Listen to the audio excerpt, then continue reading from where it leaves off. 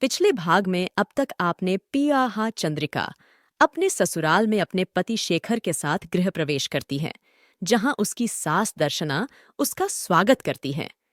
उसके घर में आते ही कुछ आश्चर्यजनक घटनाएं शुरू हो जाती हैं। ससुराल की कुल परंपरा के अनुसार चंद्रिका अपने कमरे में अकेले ही रह रही होती है कि उसे अपने कमरे में एक और घूंघट वाली दुल्हन दिखाई देती है, जो उसके आवाज देते ही वहां से भाग जाती है। उसका पीछा करते हुए चंद्रिका को पता चलता है कि वह एक बहुमंजिला हवेली में है, जहां की हर एक मंजिल हूबहू एक जैसी ही बनाई गई थी। वह यह देखकर चौंक जाती है। उसे हवेली कुछ जानी पहचानी लग रही थी। अब आगे, मैं यहां कैसे आई? मैंने तो सीढ़ियां छरी ही नहीं, और जब मैं इस घर के बाहर खड़ी थी तो यह कोई हवेली नहीं बल्कि एक छोटा सा मकान था। लेकिन अब यहां पर एक हवेली है। ये सब क्या हो रहा है? मुझे कुछ समझ नहीं आ रहा है।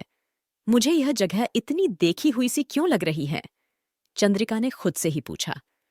चंद्रिका यह सब सोच ही रही थी कि उसे याद आया कि वह अपने ही जैसी किसी दुल्हन का पीछा कर रही थी। इतना याद आते ही उसने इधर उधर देखा, लेकिन उसे वहां पर कोई दिखाई नहीं दिया। शायद जब चंद्रिका हवेली को देखकर सोच में पड़ेच गई थी, तभी अवसर पाकर वो वहां से भाग निकली थी। चंद्रिका उसे ढूंढने के लिए अपने कदम आगे बढ़ाने ही वाली थी कि तभी उसके पीछे से कोई उसके कंधे पर हाथ रख देता है। वह घबराकर पीछे की ओर देखती है तो वहां उसकी सास दर्शना देवी खडड़ ही मुस्कुरा रही थी। उन्हें देखते ही चंद्रिका सकपका जाती है और सिर पर पल्लू करने के लिए अपनी चुनरी पकड़ डीडने के लिए हाथ पीछे करती है।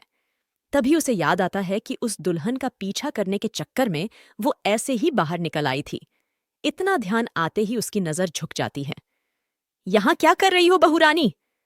दर्शना देवी तिरछी नजरों से देखते हुए पूछती है। मां जी, मैंने अपने कमरे में किसी और दुल्हन को देखा था। मैंने जैसे ही उससे बात करने की कोशिश की, वो भागते हुए यहां आई थी। इतना कहते हुए जब चंद्रिका दर्शना देवी को पीछे मुद्दत कर वह जगह दिखाने की कोशिश करती है, तो उसके आश्चर्य की कोई सीमा नहीं थी।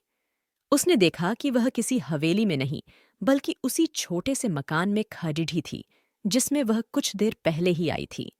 वह मकान के पिछले हिस्से में खड़ी थी। जो कुछ भी उसने अभी देखा था, वहां वैसा कुछ भी नहीं था। क्या हुआ बहुरानी?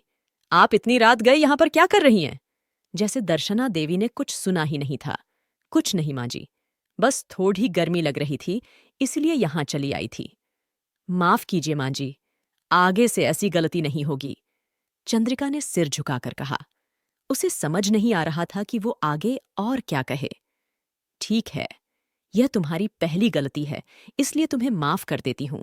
लेकिन याद रहे, आइंदा ऐसी गलती दोबारा नहीं होनी चाहिए। आगे से तुम्हें जिस भी चीज की जरूरत होगी, तुम इनसे कहोगी।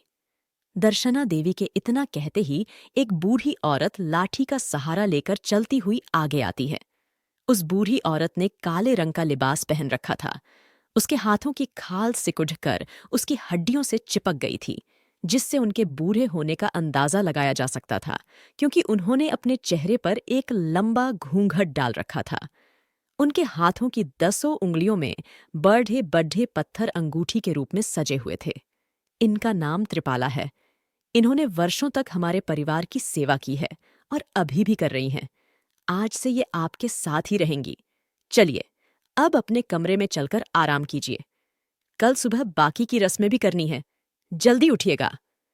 इतना कहते हुए दर्शना देवी वापस कमरे की ओर मुड़ती है और चली जाती है। चंद्रिका और त्रिपाला भी उनके पीछे चल पड़ी रहते हैं। तभी वो घूंघट वाली दुल्हन उन्हें जाते हुए देख रही होती है।